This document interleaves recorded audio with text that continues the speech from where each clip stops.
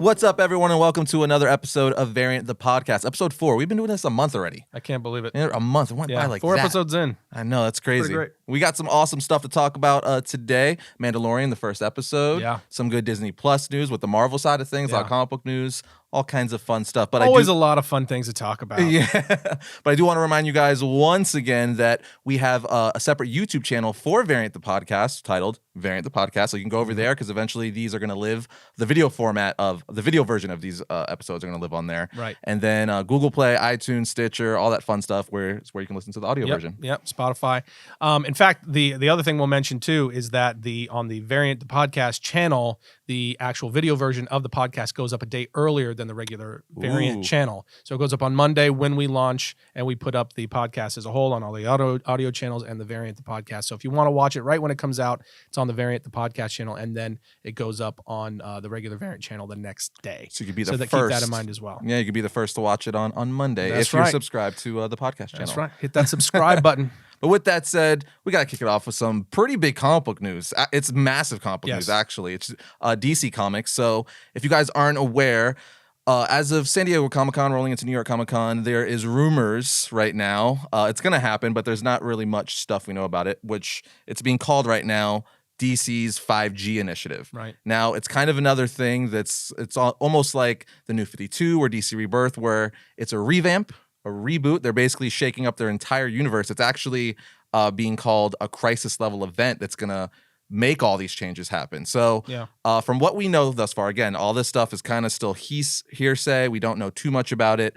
But 5G stands, because that sounds like you're talking about like a smartphone, right? When you say that. Yeah, it sounds like an electronic upgrade.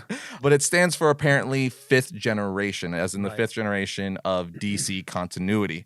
So what it is, as what we know now, is DC is going to be changing everything again in their main titles. So Batman is no longer going to be Bruce Wayne. Apparently, he's going to be Luke Fox. Clark Kent Superman will be Jonathan Kent, his son, and so on and so forth. They're going to do that with several characters, pretty much all the main characters. And that's going to be their reboot again. I know a lot of people are upset about this.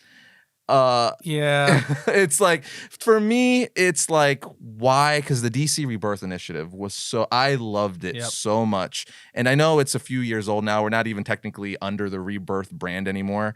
But it's following the path that it's set. And not all the books DC is putting out are great, but I think a lot of the main ones are. And you're never going to have every book amazing, but I've been enjoying Scott Snyder's Justice League a lot, Josh Williamson's Flash title, and several other titles. So I don't see a reason for them to reboot like this. Yeah, I think that's the big question, right? I think that's probably the biggest thing that everyone's asking is why? Yeah. We literally just did this with Rebirth. Everyone really liked it. Everyone has really, been digging what Scott Snyder has been doing, and his entire team has been doing with the Batman titles, and then on into Justice League, and off all the spin-off books. Mm-hmm. That's all been popular, and it's been doing well. Now, I will give you, if this is a matter of like there's too many titles and all that kind of a thing, like I think that can be addressed just by simplifying without rebooting the entire universe all over again. And that's the biggest thing, I think. It really falls down to is like, why would you do this so soon after just bringing the DC universe back to a place that everyone was really liking, as far as a direction and the storylines, and kind of returning the DC characters to a place of, kind of their roots, like you said already. And just getting them back to a place where everybody's like, yeah, finally we're getting back to the original characters and who they are and what they're all about. And so to see them now say, okay, no, we're going to redo that all again, all over again. And we're going to introduce this big event, and it's going to take us, who knows where this is going to be, like a New 52 type situation. Right. And it really just goes, what's the real motive here? And really for me, it falls down to, it seems very much likely like this has a lot to do with money. Mm-hmm. And this has a lot to do with where they think the comic industry is going as a whole, particularly Warner Brothers, who owns DC. Right. They're saying, hey, publishing in general is on its way out the door, just like a lot of newspapers have been going out of business. It seems like a big time money move, but also kind of a forward looking move, saying, hey, if this is where everything's going, we're going to kind of get a jump start on it. Yeah, I definitely agree with the whole money move, because it's like it or hate it, the New 52, DC Rebirth, whenever a company does a massive rebrand of sorts like that, it brings attention from everyone, from like even like CNN and big news outlets and stuff like that, which brings new eyes. And, you know, if you haven't been reading comics or you are reading comics, you're just going to check it out because you need to see where they're going either way. So I get that from, I guess, a financial perspective, but I think it's doing a disservice to all, you know, the people who've been reading these characters for years and stuff, because I'm big on, like, if it makes sense to the story, fine, but when it just feels forced, like, we don't need another crisis level event. Like, that's just like, why? So because a crisis level event is what's going to implement all these changes. And I also think with Marvel now not being so successful, you know, when they were doing that with changing, you know, Captain America, like Thor, Iron Man, all those characters, like, that didn't do good for Marvel. It actually contributed to a lot of comic book shops going out of business, because a lot of people don't really think about it, but Marvel and DC are the main, I mean, it's kind of like common sense. They're the main income for the comic book industry, right? They're the big dogs. Right. So if Marvel, either Marvel or DC are not selling at comic book shops, that's pretty much almost half of the comic book shop's income. Yeah, financially heavily detrimental. Right. Like, so, you know, that did some serious damage to the whole Marvel Now thing. So it's also worrisome that if, you know, these stories aren't good and the fans aren't liking it, that's going to be bad for the comic book industry as a whole. But also for DC. They just came off of a time where their sales were not doing so hot, you know, throughout the New 52 and, you know, going back a little bit further than that even, you know, and they finally found this new, you know, going back when they launched Rebirth, where there was this massive explosion in sales for them, and they became the top seller, you know, by leaps and bounds. For sure. And, you know, again, it feels very much like a curious, especially with all the things that Scott Snyder's been doing with the Justice League book and creating all of these new in-canon changes to the mythos of all these different characters, Justice League and so forth, and adding all these new tools to play with that they can then spin off and create new stories with. So it just almost makes that feel like it's just not important anymore. 100%. It is really weird considering too, because, you know, to that point, there was a time where I remember looking at the sales lists for all of comics, the industry as a whole, and literally 9 out of the top 10 best-selling titles were DC Comics. Right. And this, you're only talking about a year and a half ago. Right. So that's really interesting. Now, their contingency for this is, if you're upset with not getting Bruce Wayne Batman or Clark Kent Superman or Diana Wonder Woman, they're like, well, we got Black Label. So everyone knows what Black Label is. It's basically what Vertigo turned into. We've been getting a lot of stories, original stories out of there lately, like with Harley Quinn, the Joker, so on and so forth. So what they're going to be doing is, while they're changing, I guess, the main DC Comics continuity with this crisis level event, they're going to be giving us Bruce Wayne Batman stories, Clark Kent Superman stories, you know, Hal Jordan Green Lantern stories in the DC Black Label publishing line. The problem with that is, as, you know, cool as the DC Black Label publishing line is, their books are anywhere from like, you know, $5 to $6, $7, $8. They're usually like $7.99, $6.99, $7.99. So you're talking about, if you want to read Batman on a monthly basis now, instead of paying $3 to $4 a month, you're now having to pay like $8 to read your Bruce Wayne book. Right. So, I mean, it's better than nothing, I guess, if you want to look at it that way, that you'll still have it. But I mean, I don't like it. Yeah, it's just a peculiar move, you know, and for comic fans, people that are reading comics and that are, you know, you're going out and you're getting your pull list every week and what have you, you know, this is a very off-putting move. Again, especially after just getting characters to a place where people were enjoying the directions that they were going in. And because this is not like we're 5, 6, 7 years in. Right. This just happened a couple of years ago where they just rebooted everything. So, you know, ultimately, yes, we just talked about it recently. Ultimately, they're going to change again and it'll go back to maybe. But the big question is, because it's such a dramatic change, you know, it does lend to the curiosity of, you know, is this a broader based change that they're looking to really kind of, maybe they think this is the direction of the industry anyway. This is the direction of everything's going digital, what have you. So we want to be at the forefront of setting what that's going to look like. So that is because it's, again, such a dramatic change to what they're doing on the publishing end. It really does lend to, okay, is it going to go back? You know, is this like a normal event where, you know, it'll change again in a couple of years? Or is this something much bigger that they're looking to make long-term changes? There has been rumbles to, you know, around stuff like this. There has been rumbles in the comic book industry, especially on DC and Warner's side, that, possibly going away from monthly title releases Right. in general. There, at San Diego Comic-Con this past year, a perfect example. Usually DC has a massive, publishing DC Comics booth, not Right. Warner Brothers, not the movies. Their Right. comics booth has a massive presence. We've been there several absolutely. times, and it's like in the center of the show floor room. It's huge. It's 2 floors. Yeah. That wasn't there this year. Yeah. This year they were in the way back in the corners. So they had so since they're owned by Warner Brothers and the whole merger they've had this past year, they basically were given just a small corner in the back of not in the back, but you know what I mean. They were, compared to what they had, they were kind of pushed to the side a little bit. It wasn't nearly as much as the presence they normally had. Extremely odd. Since it's San Diego Comic-Con. Yeah. And we know, like we've been there, we know San Diego Comic-Con is very Hollywood. For sure. So comics, it's obviously it's comic centric, but it's a lot more Hollywood than say New York Comic-Con or most of the other Comic-Cons around the country that go on every year. But But DC and Marvel always have a massive presence there, especially with their booths. So it's still off-putting. And that's like, that's kind of like the saying where there's smoke, there's fire. Right. It's like, is that something that, there's changes going on that we're not going to hear about till a year from now? I don't know if you remember, but the breakfast, the press breakfast. Yes, the DC press breakfast. The DC press breakfast that happens every year at San Diego Comic-Con. They hold a press breakfast, and we've been there. And you go and you sit down and with Jim Lee and Didio, and they explain to you what's coming, and they talk about this year it got canceled. It got canceled at the last minute. Remember?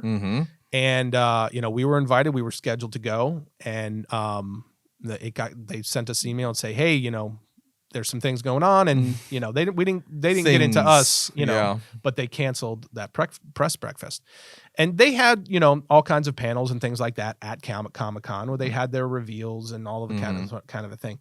But it does very much make you wonder what is going on internally at DC, because it is starting to feel like there's something brewing for sure. And again, like if people are like, oh well, I'm more of a Marvel guy anyway, it's like that doesn't really matter because you need both. That's what people don't understand. I think a lot of the times they're like, are you a Marvel guy or DC guy? It's like, I mean, at the end of it, you have to love and respect both for it to continue, especially in 2019, right? Because both of them are pretty much 50% of the entire industry. You take Marvel out, you're talking about that's half the revenue of Completely. So if DC starts going away or suffering, that's not good for just the industry. And I think the other thing that's very important for everyone to keep in mind is that both of these publishing, both DC and Marvel, the publishing arm for both of these two companies that are responsible for, 80%, maybe more of the entire comic book superhero, character, statistically, world. I think it's like we keep saying like 50%, which because it basically is, but it's like 41% each. I think the other 20% is made up between like Image, Dark Horse, and other. Which right. Yeah. So it's around 80% in total between those two publishers. So everyone has to remember, both of these publishers are now owned by movie studios. Yep. These are movie studios where the bottom line is the most important thing. And the money they're making, where the money is, it's in film. Yeah. It's in movies and television shows. And if they're looking at these things, they're looking at this as a business approach. They're not looking at this like, oh, we need to make sure we continue to tell these stories, in comic books and in weekly or monthly comic books. You know what I mean? They're looking at this, okay, well, where is this profitable? Yeah. And if they look at this and they say, well, all the profits coming from the films and the television opportunities, now the streaming stuff, and they're saying, okay, well, that's where the money's at. Well, then we're just going to rope back, long term. They say, we'll just rope back. We'll go completely digital, right? To cut costs across the board on the publishing side. We'll actually just reduce the amount of titles. We'll reduce the frequency of the publishing of those titles. And we will make sure that all the books that are coming out are in conjunction with what the studio's doing. Right. Movies, television, whatever. Right.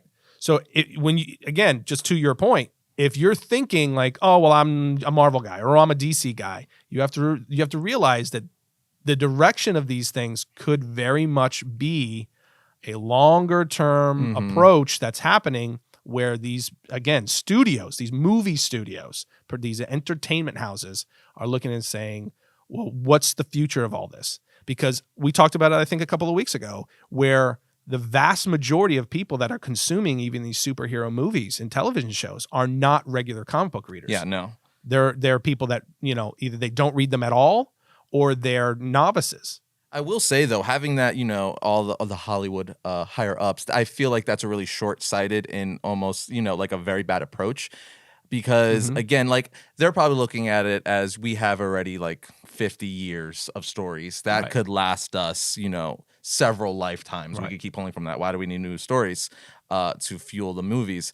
But again, I think that's really short-sighted and stuff, because what's funny enough, a lot of the, MCU movies and stuff like that have been pulled from stories that have been from the last decade. Civil War, one of the most successful movies. Even freaking Infinity War. That's not like, that didn't come out in like 2000, but it's still relatively new in the comic book world, as in, the last 20 years or so. So I can't, I think that's a dumb, if that's what they're thinking, I think that's a dumb approach. And also, like, there's always going to be, I would just hate to see, like, the comic book industry is never going to go away. So I don't want to, for us to sound too bleak too. It's like, it's all ending soon, because it's not going to go away completely. It's just going to change into something different. So it could very well be a thing where we are not getting comic books on a weekly basis anymore every Wednesday. Maybe it's just one Wednesday out of the month, or maybe we're getting our stories in just like trades now and not single floppy issues. So, which would be very unfortunate and make me really, really sad. But, I hope there's some way that, these big movie studios and who are controlling, like you said, like Warner's is controlling DC and, Disney's controlling Marvel. So I just hope there's like a middle ground there, because I think at the same time, there's always going to be a market for, the collecting community, because a lot of people, that you want your floppies and stuff like that. You want your actual issues. You don't just want digital or, trades once a year or once a month or whatever. So I think it would be very unfortunate, and I'm just hoping they could find some middle ground, because I'd cry if not. You'd see a grown man cry. I don't think you'd be alone on that either. I think another thing that they're probably thinking, because when it comes to all this stuff, you just have to realize, when it comes to the entertainment industry as a whole, things are changing dramatically. We are in the middle of a time of massive disruption, just across the board. I don't care what topic you want to pick, right? So, but in the entertainment industry, it's no different. Technology is changing things dramatically, and how people are consuming their entertainment is changing things dramatically. 100%. How people are preferring to consume their entertainment. So that is forcing change across the board. And these companies, like I said, are going to gravitate towards what is the path of least resistance and the most profitable. Right? That's what's going to be the most sustainable. What's the future? Where is all of this headed? And they have rooms full of people that are discussing this and trying to figure that out. So they're the first ones to it. Right? So, and like DC, like they're seeing right now with what just happened with the Joker, right? This was not based on a comic. No. This was so they're just part of their thinking. Already established character. Exactly. Part of their thinking is, we've got a treasure trove full of characters that could last us with original stories, where we just take and we do different variations, where we're confident in our screenwriters and creative people and come in and write a script from whole cloth. Almost with a character, like writing a comic book and a screenplay. And a screenplay. Exactly right. So that's got to be part of their thinking.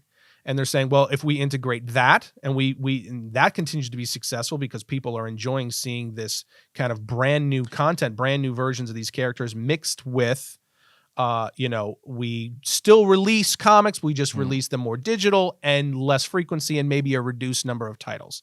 Yeah, the thing it kind of reminds me of, which I see, kind of happening again, because as technology goes, things naturally evolve over the years. You know what I mean? We were riding horses, now we're driving in cars, So it's just the way of life. So the thing that, makes me that everything going on with the comic book industry right now reminds me of what happened with the music industry. Like digital music. Great point. Remember, you'd always get CDs all the time, records, huge thing. Then, iTunes came out. Right. And like now, how many people obviously they're out there that collect like the vinyls and they still want their CDs and stuff, but that's like the minority now. You know what I mean? So I feel like just by technology and evolving, that's probably ultimately going to happen to the comic book industry. Like the majority of it will.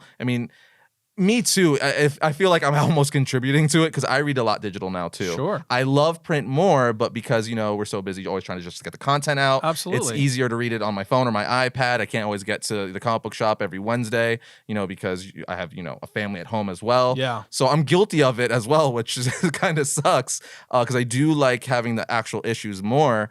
But it's just how life is kind of becoming. Like, Disney Plus just launched right now. And it's like people still like the Steelbooks and stuff like that. But it's so much easier to just put on like in 4K, mind you, like all the Star Wars movies, Avengers Endgame. So, but I do think there's still going to have, like with CDs and vinyls now, you're always going to have a small market for it. It's not going to be nearly as popular or widespread as it's been now. And that is kind of unfortunate, but we're seeing everything go extinct. Blockbuster's a thing of the past. Man.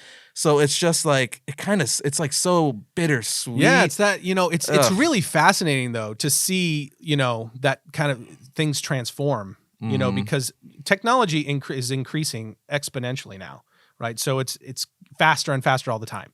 And it's really interesting to see, like, you had this, like, from the time we were kids to now, right? A certain amount of change happened, which was tremendous amount of change, really, just from the technological standpoint alone.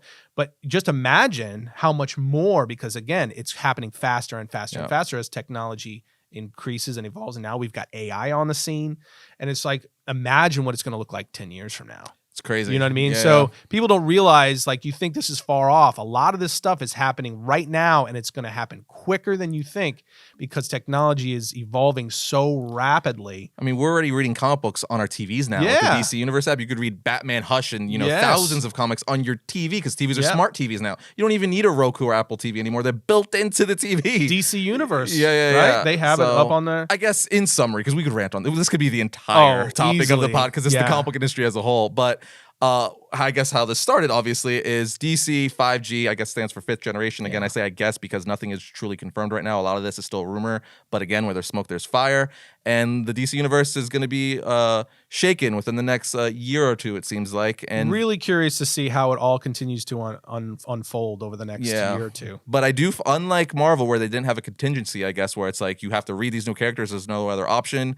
DC does have, their Black Label where they're still going to be giving us, the Bruce Wayne Batman and stuff like that, just at a higher price point. So again, I don't know how I really feel about this. I can feel you like struggling internally. Yeah, I'm just so over like these crisis level events and just rebooting every 3 years just for the sake of rebooting. I mean, I don't know. I just a lot of it, my comic book shops, Tim. I just want I want to go to my comic book shop. I want to get my comics, and it really does make you wonder how much longer will we have them? Yeah, you know what I mean. Have a comic shop that you can go to and chill, and it's like we have a comic shop that's near us, where it's almost like it's got its own little community. Right. Well, people go every Saturday night and they play games, and it's a hangout. 100%. It's where people of like minds that are geeks that just like to hang and talk comics and talk stuff, and they go and they sit down. So it's more than just a place to go get comics. And it's like, man, it will be a shame to see that go extinct. 100%. Like Blockbuster. And I do want to make a point that even though I don't go to the comic book shop every week anymore, right? I read most of it digital, but I still try to go at least once a month because I do have a pull list. So it would just that would suck that I wouldn't be able to go at all. Yeah. So, but it's like you mentioned, man. Like you mentioned, iTunes, how everybody listens to their music digitally and on these devices now. It just reminds me of, like, you remember Napster? Yeah, of course. Right? It was like that was the thing that started everything. And so when you look at what's happening with Warner Brothers, that for me is what I'm thinking. I was like, are they trying to be the one that makes the move that upends the apple cart and changes the industry overnight? And again, it only takes one of the big two to do it because it'll force their hand. Yeah, because it'll force everyone to adjust. Yep. It's like Comixology. I think Comixology and stuff like that is a result of a lot of, sites that were going up where they were posting comic books for free online. Yeah. It's I guess time will tell. We'll see, man. We will see. Super fascinating. But talking about digital and technology in the new age, Disney Plus just launched. Disney Plus, man. Yeah, and their flagship launch show was The Mandalorian. Yes. So we watched it. We have thoughts. I already gave my spoiler-free thoughts this earlier last week. Yep. But now everybody knows how excited I was for it. Yeah. As promised in that episode, let's get into spoilers. Oh, man. Okay, first of all, The Mandalorian, and we've talked about it, but The Mandalorian reeks from the beginning to end of fan service for the original trilogy. Yes. The episode from A New Hope to Return of the Jedi. It from the droids that you see. You have the gonk droids, you know what I mean, with the big door, the eyeball scanner droid that comes out. That's a throwback to Return of the Jedi. And this we're just talking about the first episode, but there's just so much classic OG Star Wars from start to finish. The puppetry, the animatronics, and the what's the word I'm looking? The practical, the practical effects that they used. There's just so many things where you're just like, that's from this is from that, and it made it so much more fun to watch than I could have even hoped for.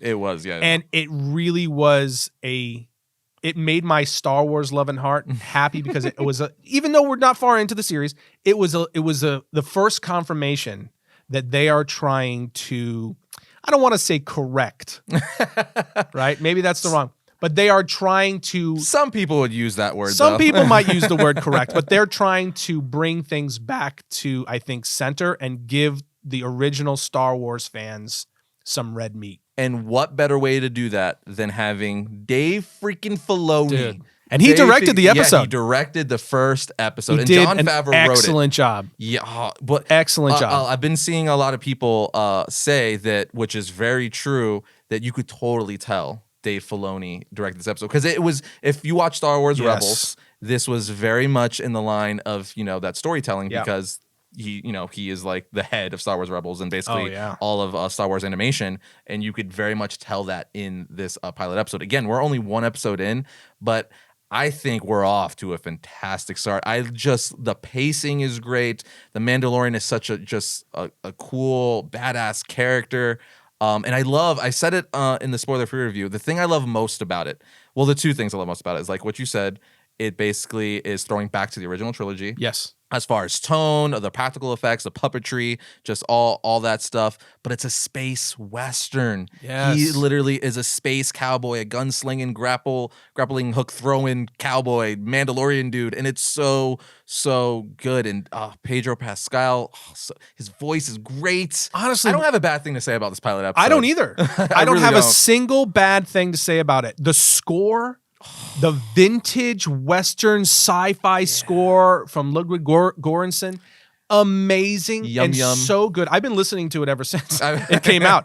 But here's the thing, okay? And this is what I was hoping they were going to do. Not only did we get OG Star Wars vibe from start to finish, but tons of Easter eggs, tons of Easter eggs, all riddled throughout this. And not only did they do a great job of literally continuing on after Return of the Jedi, because this is staged 5 years after Return of the Jedi, The Mandalorian. But they're also doing what I hoped they were going to do, and what I anticipated, and you and I have talked about it, is that they're pulling from Legends. Yes. So we're getting Mandalorian history, right? They're already starting to roll that out, talking about the Beskar Medal and all these different things. They're talking about the Great Purge of Mandalore. But they've even referenced the Mythosaur, the famous Mythosaur, but that's from Legends, where where he goes, he tells him he has to ride that one beast. And he says, you come from a lineage where they rode the Great Mythosaur, sort of a thing, and you can't ride this thing. You know what I mean? And as soon as they said, I was like, dude. Because if you don't know what a mythosaur is, it's basically a dinosaur. Yeah. It's like a part android. It's a cyborg dinosaur, essentially. What's really cool about it makes so much sense, too, is if you watched the Clone Wars and Rebels and all of basically the Star Wars animation, Dave Filoni went deep with Mandalorian history in there with the Darksaber and all that stuff. And he pulled a lot of that stuff, like you said, from Legends and made it canon within the cartoon series. And now he's bringing that into the live action with, obviously, the Mandalorian. So that's really, really cool, too. But like you said, all the Easter eggs and stuff like that. One of my favorite ones was the Life Day, where I forget the name of that guy, that blue alien from the beginning. I can't remember the name of the character. Fish-looking guy. Right. He mentions He's Life Day. He's the prisoner at the beginning. Yeah, he mentions Life Day. And if you guys don't know, that is from the Star Wars special, which is just like one of those funny things because it's like horrible. But like if you're a big Star Wars fan, it's like just one of those things you have to watch, and it's funny to talk about because of how bad it was with like the Wookiee family and all that stuff. It was rough. but I thought that was really cool. The land speeder. Oh, the land speeder when that showed up. How about when he's like no droids, and then the guy pulls up. Need a lift. Yeah. Oh man, There so were so many cool. Boba Fett's original rifle is the Yes. Mandalorian's rifle. right. Very, very. It was so good. Lots of action. I All of love the when things action. is so good that I'm at a loss for words. I can't put my words together. Yeah. That's how you know I really enjoyed it. And the new characters they introduced. Werner Herzog, the client. Yes. When he comes at that scene, he's in it very briefly, but that whole scene was so good. It was so cool, and he's got the Empire emblem, so it's like the Empire. They're telling you the remnants, the leftovers from the Empire are hunting someone. Yes. And then of course, we get to the end, and we find out, or we think find out who it is that they're looking for. And as soon as you see the character, well, we will just say it's a spoiler, just as a spoiler for the end. By now, everybody knows.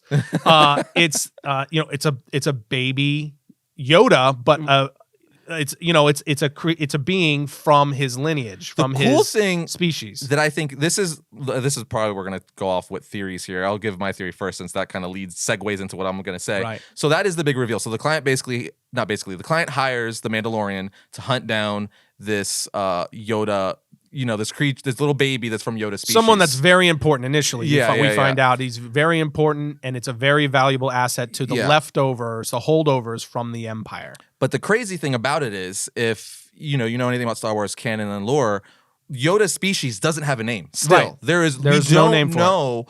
Where his heritage really comes from, which was intentional from George Lucas. Where the species, what the species is called. Like, it's not like, you can't be like Chewbacca's a Wookiee, Yoda's we don't know what he is, right? We don't know what that species is called. So my theory is that this series is going to be exploring that and finally give answers to all those unanswered questions, because Yoda, easily top 3 Star Wars characters. Right. Easily. Everyone knows freaking Yoda. Everyone knows Luke, Darth Vader, Yoda. So, and how it's crazy to think, with all these new Disney movies and cartoons and the prequels and the original trilogy, we still have the comic books, the novels. Right. We have no idea where he's like the Joker in that sense. Right. Where he doesn't really have a backstory. We just know he's one of the most powerful Jedi, out there.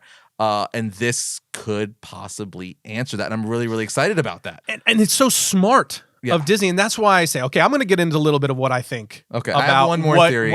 You go get your theory out of the way. Because I want to go into a little bit about what I think is happening with Disney and Star Wars as a whole, and where the Mandalorian fits in. Okay, so I have one and a half more. So that's what I think we're going to go with that. I think the series is going to be focused in some way around the lore, like the mythos of Yoda. You know what I mean? Sure. I think we're going to get into that. But the big question is, the most obvious one, the show's called The Mandalorian. Who the freak is The Mandalorian? Right? So I have two guesses with that. The most obvious one I know is is a very popular one, is everyone is saying he could possibly be Boba Fett, right? So how crazy would that be? Which would explain why he has his rifle. Well, he has his rifle. One that's very similar. But if you know anything about Dave Filoni to that point, because I feel like it's so obvious but it's like a double-edged sword, because it's so obvious that you could be like, no, that you would dismiss it. You would dismiss it because it's so obvious. Well, also because he got eaten. Right. So, Sarlacc. But this is fiction. I could finagle some way to bring him back. So what I'm saying is there was no indication that he lived up until now. I feel like it's so obvious they wouldn't, but then it's so obvious they would, because it is that obvious. Because you're gonna be tricked either way. So could you imagine at the end we find out that, like, because again, in the prequels we see, he watches Django, his father die and he gets away and stuff like that. And we get flashbacks in this episode of him as a child, and it's like he was a foundling, so did he get adopted? And then that's another thing, because the Mandalorian, is he actually a Mandalorian? Yeah. You know what I mean? Is he a real Mandalorian, is he just taking the armor up, from what like we've Boba seen Fett? so far, I think he is. Yeah, it's too early to tell. Yeah, it's too early to tell. But the little things, like when he goes to the forger, right, and she's saying, has your signet been revealed? Right. And he says no, not yet, and she says soon, and then she gives him some of she makes forms the Beskar metal into a piece of his armor, right, and he gets that replaced, and we're going to see that evolved and more pieces get added over the course of the series. But so my initial feeling is that they're hinting that he is a Mandalorian, and I think that when we do find out, I think that is going to be one of the big reveals, which is why we're not seeing his face, and they're not. And I think that's going to be kind of the fun of the series. I'm going to go the opposite though. I'm going to say no, he's not going to be a Mandalorian. He's not going to be a Mandalorian. That's just going to be my guess. Again, it's too early. It's very possible. But then my last theory that I have on it, because again, it's only one episode. It's, not a lot to really go off of yet. This one I feel like is a little far-fetched. But what if? So episode 9 comes out, right? And the week after, we get the last episode of The Mandalorian, right? So what if, some way, somehow, this Mandalorian character, Pedro Pascal's character, is Rey's father? What, you know what I mean? What? Because they said she came from nothing. She came from scavengers, from junkies. That lines up with freaking the Mandalorians and stuff right now. So Could.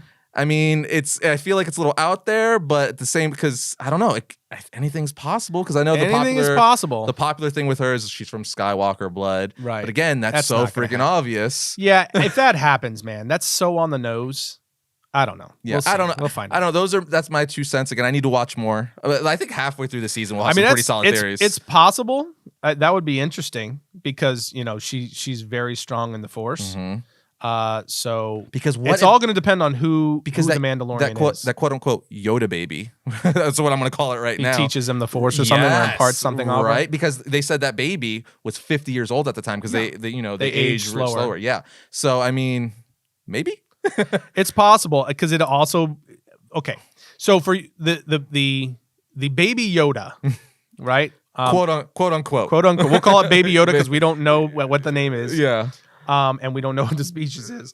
But for baby Yoda, right? First of all, I think it aligns perfectly with what I think is happening with Star Wars as a whole within Disney. Okay. So these last 3 movies, this one that's coming out in December included, and I'm going to include that because we have leaks, right, that have happened, and people are unhappy. I don't know what they are on purpose, so don't anybody freaking try and tell me. Great, now they're gonna try and tell you. Dang it! In the comments of this episode. But yeah, so I don't know what the leaks are about the ending, but I do know that it has been not received. My wife knows what it is. Does she really? She knows what it is, and I said, "Don't." She's like, "I'm not going to tell you." Did you read her face at all? Yeah, and she says, "If it is what it," she goes, She says it's stupid. Oh man. So I'm like, "Doggone it! Don't tell me." And she's like, I'm not going to tell you what it is. She's like, but if it is that, and she's like, and everything that I'm reading, she's like, it's leaning me more towards it is true that's the end. Oh man. So now it also could turn out to be wrong. Right. But if it is, and it turns out to be something that people are unhappy with, right? That would just continue. So that's why I'm going to include it. That would continue the trends from The Last Jedi that people are not thrilled with some of the things that happened in this recent trilogy. Okay. So I'm going to add to that some of my own opinion. And again, we're going to save this for a broader conversation one day, but I will say this part. My biggest beef, and you know this, about the new trilogy is what they did with Luke Skywalker. Yes. And I stand by the notion, and a lot of people share this feeling, that if they had treated Luke Skywalker correctly, or we'll just say better, if they had given him his day and closed out his story with a bigger bang. You didn't like the laser sword? No, I did not like the laser sword. Had they treated his character better, I think everything else would have been forgiven. If they had to let him go out, with just in a more like epic way where everyone got to see Luke Skywalker in his prime, and he got to actually go to battle, even if it was against Kylo Ren, and just do some BA Jedi stuff. Right. And everybody get to see that for the first time since Return of the Jedi, and really see something cool with Luke Skywalker, and then him go out like in an epic way, like Obi-Wan Kenobi, where he sacrifices himself for the greater good, something that everything would have been forgiven as far as all the other stuff. But that didn't happen. No. So that was my biggest beef with the recent trilogy. So everybody, all of the problems and all the outrage of Star Wars, and a lot of people have been basically shutting down to the franchise. Oh, for sure. Right? We've even seen it in episodes that we put up because we love Star Wars. So we put up episodes and we see the comments, and we've seen the views drop even, where people just are flatly just like, I don't care.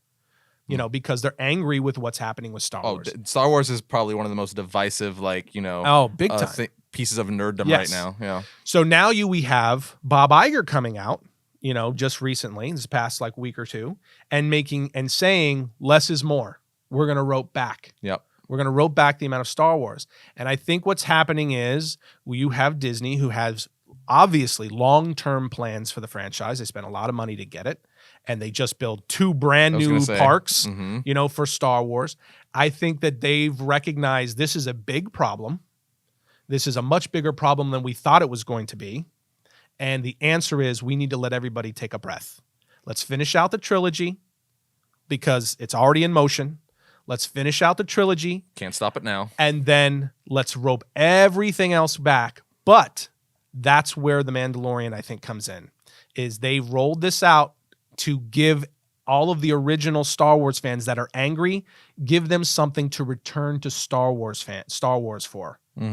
That's why I think we're getting Yoda back. I think they're being smart. This is my hope. Okay, this is my theory. I think they might be recognizing like we need to give the original Star Wars fans back a little bit what we took away. Yeah. Right? So we're going to continue to move into the future, but we're going to pull back a little bit and we're going to do it more slowly. Because I think that was the big problem, is that they were including this trilogy in the Skywalker saga, right? And you have they're wrapping up this movie. We talked about it before, about they're wrapping it up and they're saying, oh, this is the epic conclusion to the Skywalker saga. And it doesn't feel like that for anyone. Where's your theory go from there as far as the Mandalorian itself? I think the Mandalorian is simply meant to reintroduce old school Star Wars storylines and characters in a way that still fits within the canon that they've introduced. So they might not be able to, may not have Yoda, but we're going to have a type of Yoda. Maybe they'll say it's Yoda reincarnated, like his species reincarnates. Right. When one dies, another is born. Very curious to see where they go with that. Right? Yeah. So the Mandalorian, that might be Boba Fett. They were talking about making a Boba Fett movie. Yeah. And then they pulled the plug. Well, maybe this is their way of reintroducing Boba Fett. You know what I mean? There's a lot of things, but the main point is that this could be their way of saying we need to reintroduce and have a smart way of reintroducing some of the original classic characters to the OG Star Wars fan base so that they feel like they're being included again. Well, I think there is something to say that if you notice, like, because a Mandalorian is based, obviously, still like right after the original trilogy. Right. And then Rogue One was in between 2 of the original trilogy movies. Right. And The Mandalorian is only 1 episode in, but I rarely have heard a bad thing about it. And Rogue One is considered, with, as Star Wars fans as a whole, to be the best one out of all the new Disney movies. In fact, you're seeing a lot of comments of people that are commenting on our Mandalorian episodes that are saying, I liked Rogue One. Well, yeah. All the other stuff I don't like. And I think there's my point to that was I think there's something to be said that the 2 most successful Star Wars outings from Disney are the ones that are based within those timelines, old school, and the old school Star Wars. So it definitely speaks that the audience wants, like, you could still, because Rogue One and Mandalorian, they're completely new stories, new characters. Jen Erso? Oh, man. Jen Erso. Jen Erso, yeah. Jen, there it is. I was like, are you having a stroke? Hey, your whole left side shutting down. Breathe. Solid reference, bro. Jen. She's an awesome character, brand new character. But it just fits better, these new stories within that timeline. And I'm not saying I don't want them to like finish the saga and stuff like that. I just think they were handling it better when they do stuff that's within those timelines, it seems. Clearly, thus far. Mandalorian thus far has been great, and I loved Rogue One. Right. So, and I think a lot of people would agree with that. And I think what made Rogue One work so well and why people, were so willing to welcome it is because it was filling a gap with characters we had never met. Right. They weren't taking long beloved characters who we watched go through this whole story arc, right? Like the redemptive story arc of Han Solo, right? Only to have them revert him right back to a 2-bit con man hustler, in A Force Awakens.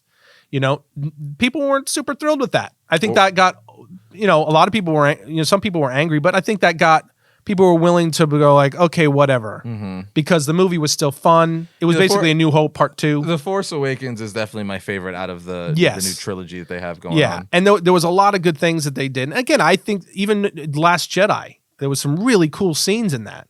My problem, again, is that I just don't feel like they handled the original characters, the original Trinity, I guess you can call it. Luke, Leia, and Han. Luke, Leia, and Han. I just don't feel like they handled those characters and let them complete their version of the Skywalker saga in a way that made fans feel like they cared much for those characters at all.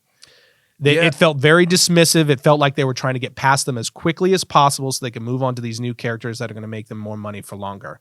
And, that sounds harsh, but from a story perspective, that is the way it felt. If you were a fan of these characters.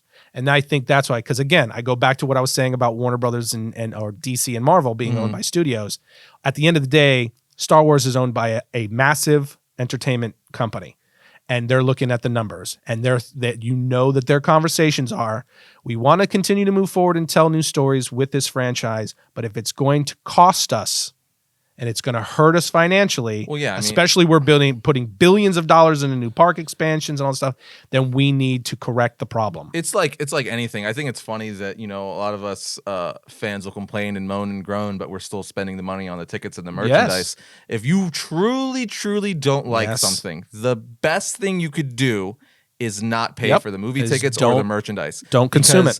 No matter what, at the end, for any company, it's always about the money. A company can only survive if it's making money. Exactly right. So if they're not making money, you will force their hand to try something else. And I think that's what you were saying. I think they because The Last Jedi, it made a lot of money, but it underperformed for them. It did. Then Solo happened, right?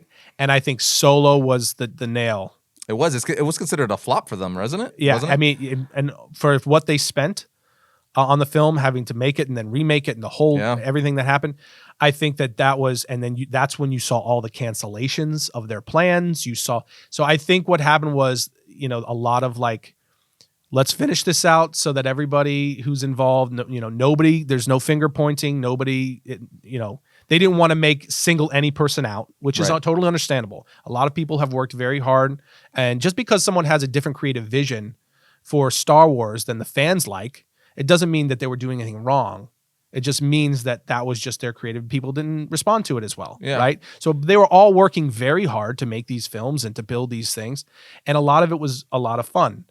But I think I think the reality is that a lot of the money that's still going into Star Wars and that is there to be spent on Star Wars is coming from old school Star Wars fans. 100%. So you have to still, be it's like catering to that. It's like one of those things with even going back to like Marvel and DC, like, the legacy characters are always going to be right. I don't want to say nothing is always, or nothing's absolute. Yeah. But the majority, because they just pass on from generation to generation. Like, your sons love Darth Vader, Luke, absolutely, you know what I mean? Even though their generation is technically Kylo Ren and Poe and all that stuff. It's just there's a reason why these characters last so long, right? And they're literally the foundation and the pillars of this franchise. It's not just nostalgia; these are good characters, right? So there's something to be said about that, and I think again the fans, especially with Star Wars, it's been crazy that how mad the OG Star Wars fans have been. It's pretty shocking, and it seems that I mean it is and it isn't. It seems to be the way of things these days. Yeah, maybe they slowly are forcing Disney's hand. I honestly believe that's the case. I'm very curious to see, because Mandalorian, again, this is what kind of spun out. So we kind of spun out into all of Star Wars. We were supposed to kind of hone in on Mandalorian. But I'm very curious to see after Episode 9 where they're going forward now, because are they going to start doing Old Republic stuff again? Because a lot of their success has been in all the old stuff, all the newer stuff they've been doing with the newer trilogy. It's making hundreds of millions of dollars and stuff, but all the stuff that people are constantly talking about and the fans are loving, they want the toys, the action figures, the comics, is all the stuff that's been based in the past. Exactly right. So and I honestly, again, just to sum up my point, I think the Mandalorian and then Obi-Wan, the upcoming Obi-Wan series. And that I think these two series, as far as Star Wars goes, is Disney's reset button. It doesn't mean that the characters that they've introduced in this current trilogy are going to go anywhere, right? They're going to continue to do again, they live in the parks and all that kind of stuff, and that will still be in canon. But in terms of how they're telling Star Wars stories, I think The Mandalorian and Obi-Wan are the reset button. Go ahead. What I was going to say, I was like, can I tell you something? all day long because, dude, if again, we've only seen one episode at the time of shooting this video, right? So I mean, for all we know, we're to get we're episode 5. We're like, that sucks. It's going so downhill. It's possible. But, yeah. As of now, if they stay on this pace, oh my goodness. And then if Obi-Wan, if Dave Filoni, just give Dave Filoni everything. Oh man. Like if Dave Filoni has a hand to do with Obi-Wan, and then, you know what I want?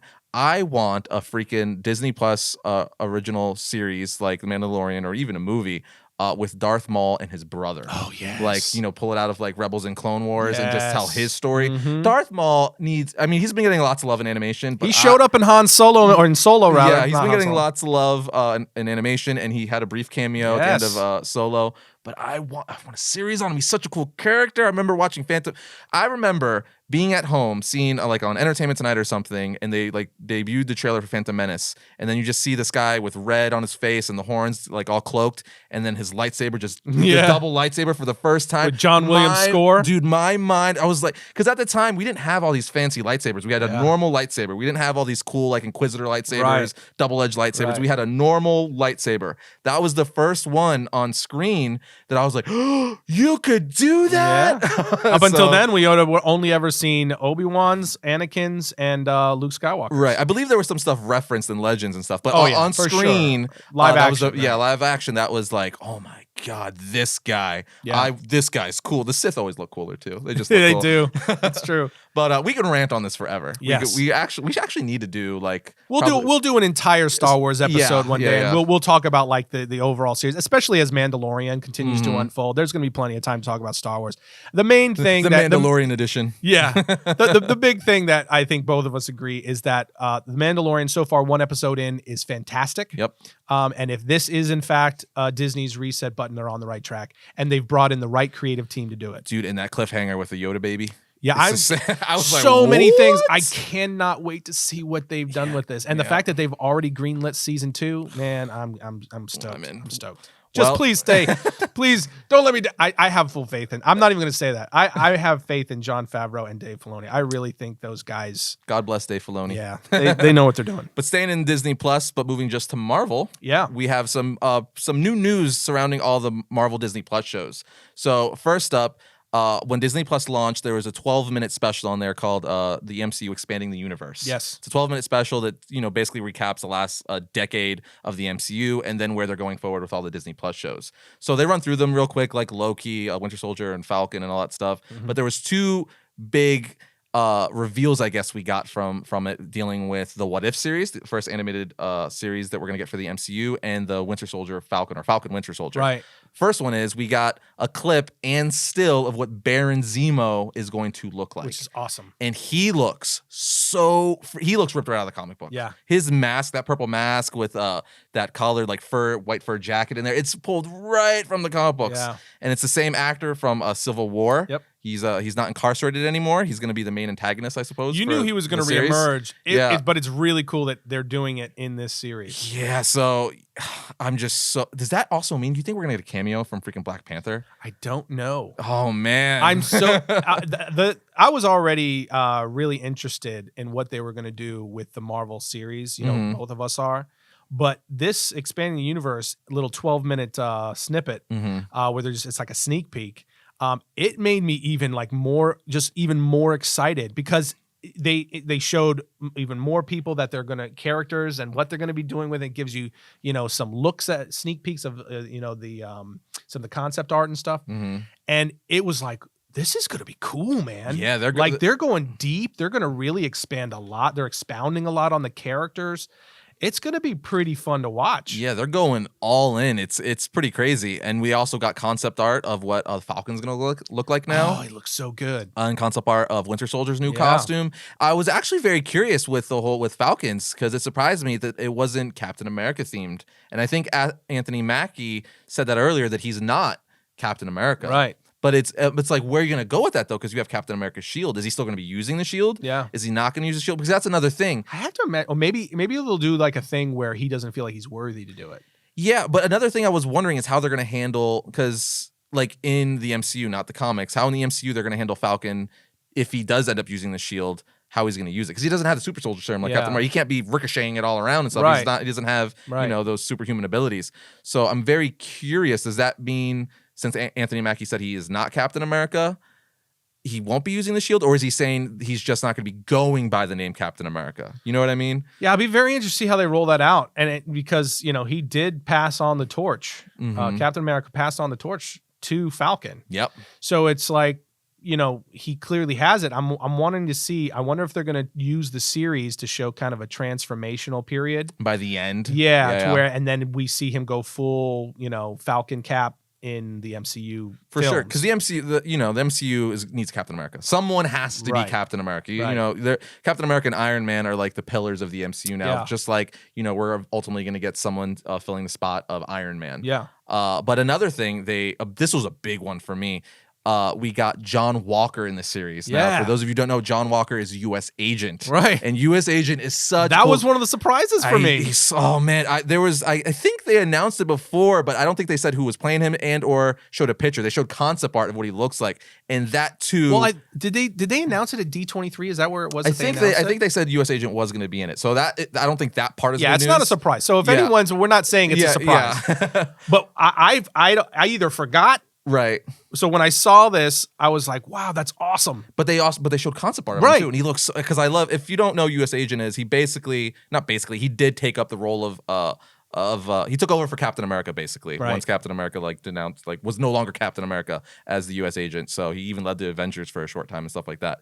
But so cool. He's basically got the Captain America costume, but it's black. His shield, like every part that was blue is black, and then instead of having a star on his chest, he's got like the square American flag across his chest. And he's just a really cool character. He's definitely a popular character for anyone who's read the Avengers and stuff growing up. Yeah. And it's perfect for them to introduce him in the series. But I'm curious, since Anthony Mackie again said he's not Captain America, and in the comics, U.S. Agent kind of fills in that role. Does that mean that's why he's saying that, because that's why U.S. Agent's coming in, because he is going to be the quote-unquote new Captain America? If the concept art is any indication, he looks a lot like Captain America. Oh, yeah.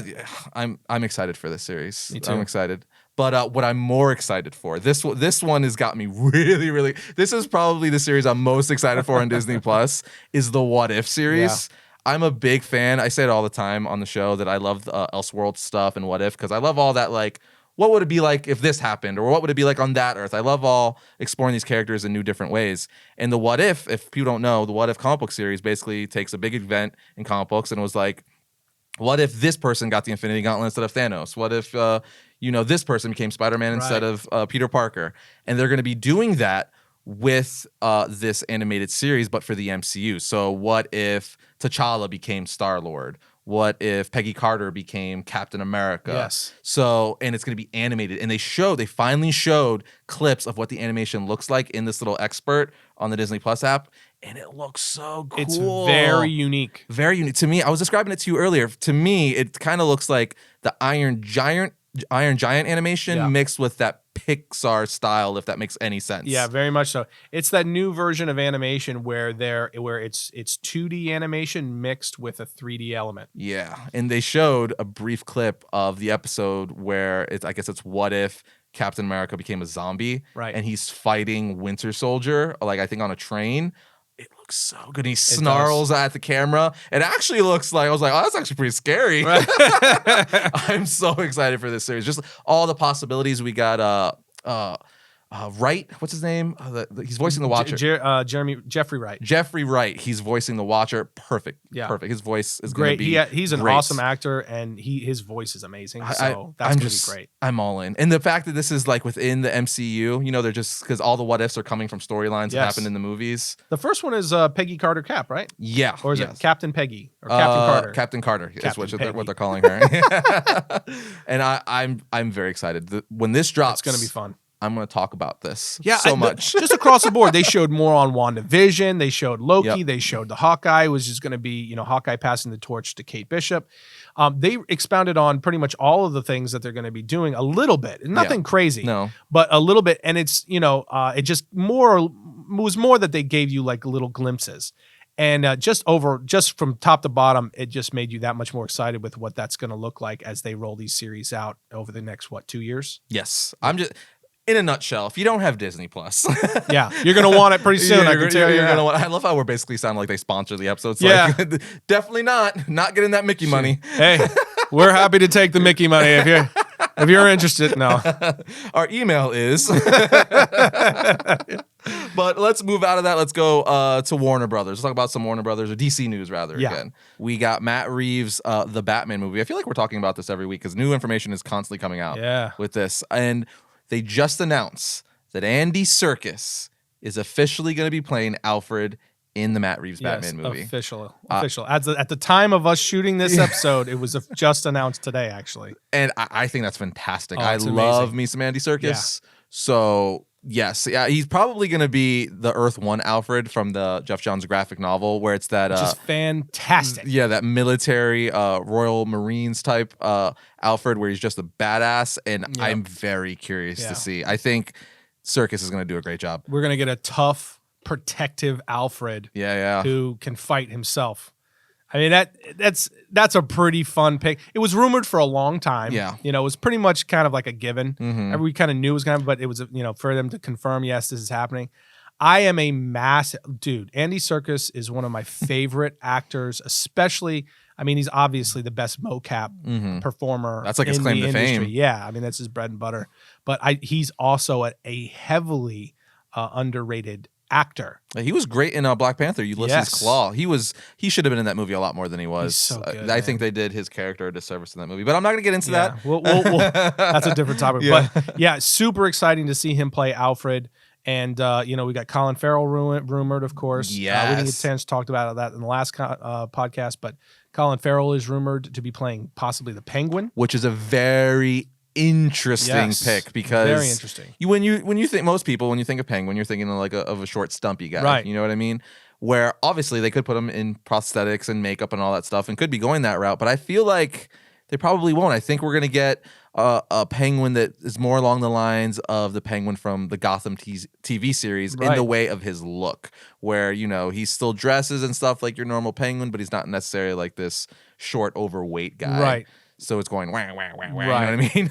I'm very curious to see if they're going to turn him into like a hardcore gangster. I feel like mobster. How I'm kind of picturing it, obviously we don't know, but I'm kind of picturing it like the Penguin from the Arkham games, because Farrell could definitely do that voice that they gave him in the Arkham games. So a mixture of that, maybe with the look of the Penguin from the Gotham TV series. That'd be pretty cool. Yeah, it would be really listen, cool. I trust Matt Reeves. Everything that they're doing so far is super cool.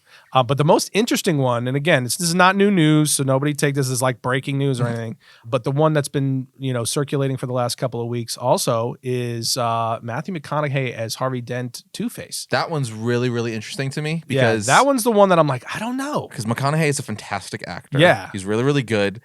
I just don't. He's one of those actors, though, that when he's playing if he was to play a character like that, I don't know if I'd be able to see past McConaughey. Matthew McConaughey. Yeah, you know what I mean? So, but, there's lots of casting out there that you're like, why, this guy really? And then it turns out to be like the best pick ever. Yes, that happens all the time. I also say all the time, like, I'm not going to judge it until I see it. And I like Matthew McConaughey as an actor. I just would never see him playing the Two-Face, but I could be totally wrong. Yeah, when I heard that was the only one that when the rumor started, I was like, and I was just my reaction was, huh? Because again, for me, it's his voice. Right. It's his voice. All right. Yeah, he has a very recognizable, specific voice, but it's also just this very kind of country. Yes. You know what I mean? Well, he's a professor right now. He's teaching at Austin, UT. In Austin, Austin. Which is really, really funny. Dude, how cool would that be to be in his film class? Yeah.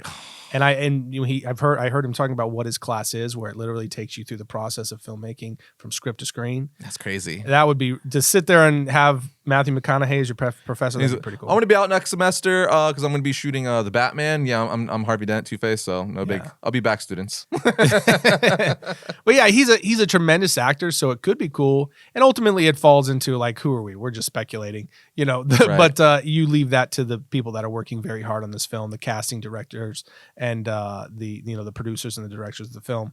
And I'm sure if they must see something, based on the characters they wrote. But it is that's the only only one that I was just like, I don't know. That's a weird one. Andy Serkis, I think, is going to be. I saw a photoshopped picture of him as Alfred. I think Boss Logic, actually, that everyone probably knows Boss Logic is. He's been putting out some cool stuff about. I think he did a Photoshop. I think it was him. I'm not sure, but I saw a cool Photoshop version of Andy Serkis as Alfred, and it was dope. Yeah, really, really cool. They even had him in like that suit that he wears in like the animated series and the comics and all that stuff. The butler suit, really, really cool. So I'm excited for that. That's that's confirmed. Yep. Colin Farrell and Matthew McConaughey are not. That's still a rumor. Right. But I would be really excited for Colin Farrell to be the Penguin. I think that's a really interesting pick, and he's also a great actor. But ultimately, if these guys join, rumored the other cast members that have already been confirmed or rumored, I mean, the whole cast is going to shape up to be, I mean, a high level, top notch cast. Yeah, high profile. Dude, freaking, you got Matthew McConaughey, which again, he won an Oscar for Best Actor. For Dallas Buyers Club. Yeah. Then you have Colin Farrell, Robert Pattinson, Zoe Kravitz, Paul Dano, who was in, I'm forgetting the name of the movie. Blood. There Will Be Blood. Yeah, he was the priest in There Will Be Blood. He's the guy that Daniel Day-Lewis is yelling at with the whole, I'll drink your milkshake. Yeah. But I'm super excited. Yeah, you're talking about Oscar nominees, Oscar winners. Yeah, it's and Pattinson, cast. Everyone's like, oh, he's the Twilight guy, he's a vampire. This guy, though, especially in recent years, to his credit, man. He has been pulling out some freaking roles, like a lot of indie movies. He's like a really good actor. People know him. He's the young guy from Harry Potter. He's the Twilight vampire. But like, as far as showing his acting skills in recent years, like The Lighthouse, he's been in several other movies that he's been doing great performances in. So to see him as Bruce Wayne Batman and he said he's going to be taking a very serious approach to this too. It's not, he's like, even though it's a popcorn blockbuster film, he goes, I'm going to, dive into this as I would any like even intense drama and really see what he could bring to the character, which is awesome. Yeah. He's made some really smart decisions since he left Twilight. It was like he said, I am not going to be typecast. But he's also said, my bank account is solid. Now let's go do things I want to do. Yeah. But he made some really smart choices where he challenged himself and he took some roles that were really tough. Yeah. And he stretched his legs as a performer, and it's made him that much better as an actor. And I think the Batman is going to benefit hugely. Yeah, there's photos of him training in jiu-jitsu right now, where he's learning how to like all the fighting styles and stuff. So very, very curious. But another little rumor that's going around with the Batman film is it's said that his bat suit is going to be the blue and gray with white eyes, which is so interesting. Exactly. We've never got that before. We just got the black and gray in the Snyder movies, but we haven't got the blue and gray, especially white eyes. We got the white eyes on the Armored Batman and BVS, but we're talking about white eyes like in his normal bat suit, and that's basically the Hush bat suit. Yeah, it's basically what it is, and that would be amazing. You guys know when BVS stuff was coming out, I was such a big fan. I was so tired of the all black bat suit. Right, I'm like, that is not the bat suit. It's not the only bat suit. Yeah, it's not the only bat suit, and it's rarely used in the comic books. It was used for like a short period of time. The main bat suit in the comics is either black and gray or gray and blue, right? And then you change with the black symbol and then the yellow oval. So that's like the two main bat suits. But for some reason, we're always getting all black in like the Nolan films and the Tim Burton films. So when Snyder gave us the black and gray, the Dark Knight Returns comic book Batman, I was like, yes. And for Matt Reeves to continue that, to be like, Snyder gave you the black and gray, now I'm going to give you the black and blue. Yeah. Oh man, I'll have and then the white eyes constantly. Oh, it could work. I want it. Everything about this movie sounds like we're gonna get potentially the best Batman movie ever made. Don't say that to me. Tim. I know. Don't say you're getting me. I know. I'm getting way ahead of myself. I'm getting way ahead of myself. This Batman fan is gonna pass out. Everything we're hearing about this, it's like, yes, some's finally doing a noir detective movie, Yeah. loosely based on The Long Halloween. Yeah, in the tone of Sherlock Holmes and Batman the Animated Series. I mean, just everything is like. And Matt Reeves is from our generation, by the way. Well, mine specifically. The thing that's crazy, the thing they're saying that they're pulling Batman the Animated Series, like the aspect they're pulling from Batman the Animated Series, they're saying is as far as how the villains are established. Yes. And the villains is what was like the best. I mean, Batman was awesome, but again, the hero is only good as his villains. Yeah. And the villains in that series, I say it all the time. I think Batman animated series portrayed Batman's villains the best, even in the comic books. Right. Like, to me, that's my definitive rogues gallery, or the way like Mr. Freeze, Penguin, Catwoman, like that show, it's pretty much like my Batman Bible. So if he's pulling inspiration from, how the villains were portrayed and presented in Batman the animated series for his film, oh boy. I'm in for a treat. We're all in for a treat if that's the case. Yeah, it could be really good. I'm excited. You're excited. Yeah, I mean, we'll see what happens. As more news comes out, we'll be talking about it, because I'm always up for talking about Batman. It is, man, because we're going to get confirmations on the casting and all of that kind of stuff. There's going to be a lot to talk about this movie as it unfolds and we find out more about it. Sure. When is the actual official release date? I don't even know. I think 2022. Yeah, we're still a ways out, man. It's so unfortunate because we're hearing all this stuff and it's like, oh, that's next year, right? Because I think they're filming in the beginning of 2020. Yeah, we're way out. Yeah. So, but another thing, not Batman related, but I'm sure a lot of people are fans of this too. Ghostbusters. Yes. I love me some Ghostbusters. Those were some of my favorite movies growing up. Yep. I would always watch them on TV and HBO and stuff like that. I'm just a big fan. And we're getting, I guess, a fourth movie, because we got a third that everyone's forgot about because it wasn't really received very well for reasons. But this is basically the makeup where this is going to take place in the future. And I guess this new Ghostbuster movie is going to follow the kids of the original Ghostbusters. That's what everyone's assuming. Yeah. We don't really know much now, but whole reason I'm bringing this up is we apparently got a title. Again, this isn't an official title. It's not official. Official, but the rumor has it that the new Ghostbuster movie is going to be called Ghostbusters Afterlife. Which is a good title. It's a really cool title. It's a fun title, right? Yeah. Afterlife, Ghostbusters. I'm like, that, yes, that makes all the sense in the world. Yeah. Again, it's kind of in the same vein of what's been going on in Star Wars a little bit. Not exactly the same, but it has some of the same things where it's like they released the movie, Paul Feig's Ghostbusters film, and original fans weren't thrilled. No. Right? And a lot of it for the same reason is, they didn't feel like they treated the original stories and characters very well. I think most people just wanted a continuation from, because we were supposed to get a third Ghostbusters movie. There was a script written and everything. I did not mind them taking and doing something different with the franchise. I thought even there was some elements to it that were kind of funny. We saw it and it was just like, whatever. I was like, whatever, it's fine. I was just more surprised that they didn't try to carry on from the original stories and do something what it seems like they're doing now. So again, it kind of feels like this movie is a little bit of the reset button for that franchise 100%, as well. Because the son of the director for the first two Ghostbusters movies is directing this Even one. the way they marketed it when they announced that they were doing it, it was so nostalgic and it was everything that you felt like this is what they should have done in the first place. 100%. But, the Echo one, in the barn. Again, it was a different idea. They did it. It was not a big deal. A lot of people, I think people are too precious about these things sometimes, but everybody's got their opinions, but this very much is looking like it's going to be just fan service for days. 100%. Basically, I've loved the Ghostbuster movies growing up, and to get one that feels like it's going to have the same tone as the first two that, are cult classics now.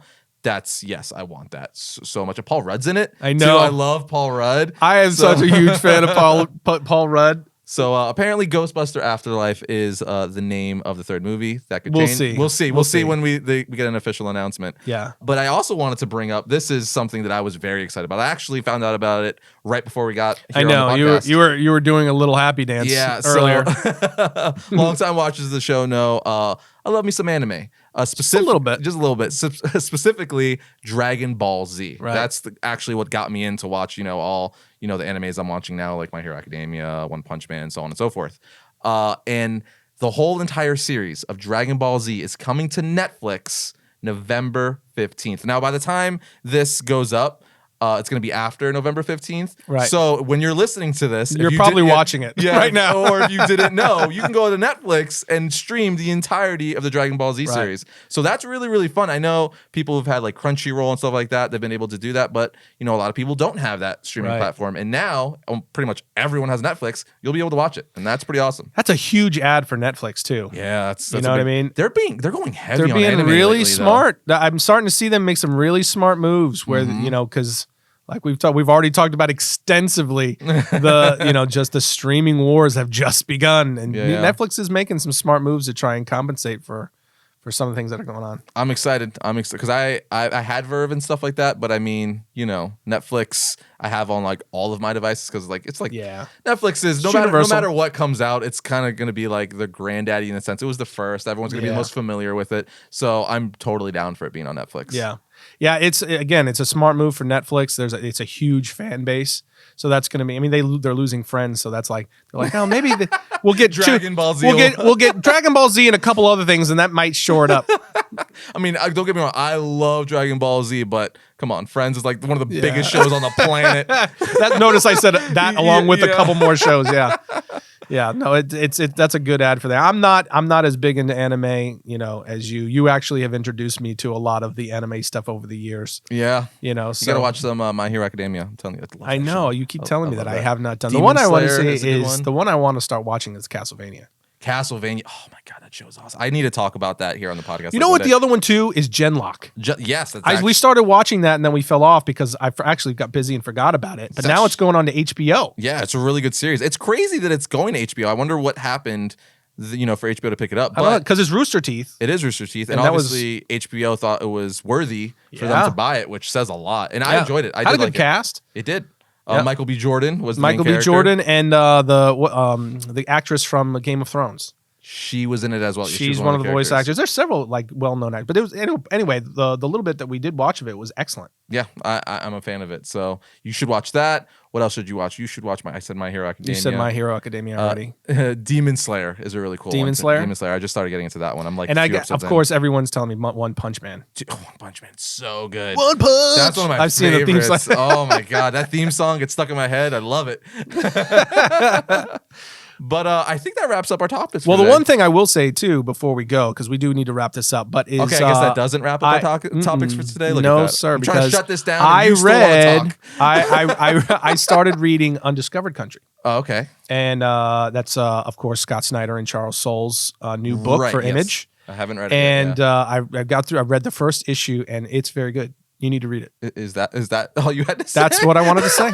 Okay. Good night, America. Well, I will read it, and I planned on it. It expounds. It gets into. I'm not going to get into like the spoilers and say what it is, but we of course know it's based in a dystopian future where America has walled itself off from the rest of the world and has become a giant mystery. 30 years have passed, right? And there's a team, there's someone inside the walled off United States after 30 years has made contact with the rest of the world. These new, almost European Union-like organizations, global organizations that have formed, and there's two other main sectors of the world, basically, and it seems like a lot of the sovereign states have kind of gone away, and they're being governed by these larger bodies, again, similar to like a European Union, right? And someone from within the United States has made contact, and the team was sent over to find out what's going on and possibly negotiate for the cure for this virus that is spreading and is threatening the population of the world. But it's just written so well, which isn't shocking. Not Scott shocking. Snyder, Two fantastic writers, Snyder and Soule.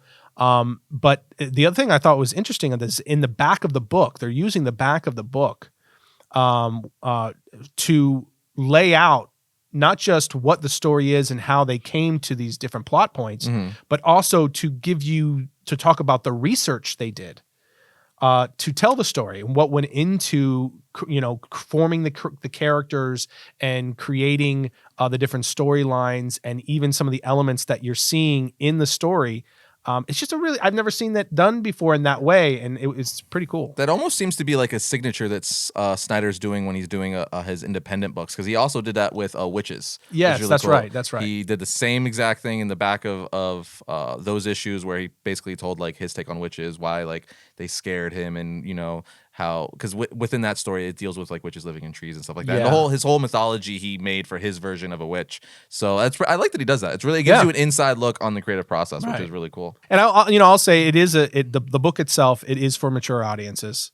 So it's not like a universal, like Right. regular comic book. It's not a Spider-Man book. It's dealing with very heavy content thematically. Yeah, I'm excited to read it. I've been It's super interesting. I've been talking about it for a while, so I'll probably dive into it this weekend. I've been trying to get caught up with a bunch of comics. I've read like I was like 20 issues behind on Batman. I'm finally now only like 6 issues on Batman. Then I have to do the same with Justice League because I usually like let my stack build up, but I let it build up too long, and I'm like, oh nope, I can't get. I gotta get current, Arris. You binged for a weekend, yeah, dude. It was nice weather out too. Yeah, I opened up the garage. I let my daughter play in the garage and stuff, and I got my comic books and like a drink, kicked out, and just start reading. Dude, that sounds like a solid day. Dude, it was a solid Saturday. That sounds like it.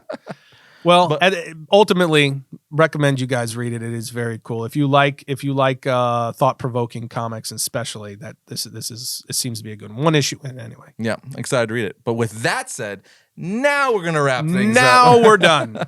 As always, remember to like, share, subscribe. Check out our Variant the Podcast YouTube channel if you haven't already, and be sure to subscribe on there because you could watch this a day early. Then obviously we're on iTunes, Google Play, Stitcher, all of that fun stuff. Links are going to be in the description. As always, we'll see you guys next time. We talk about all things comics.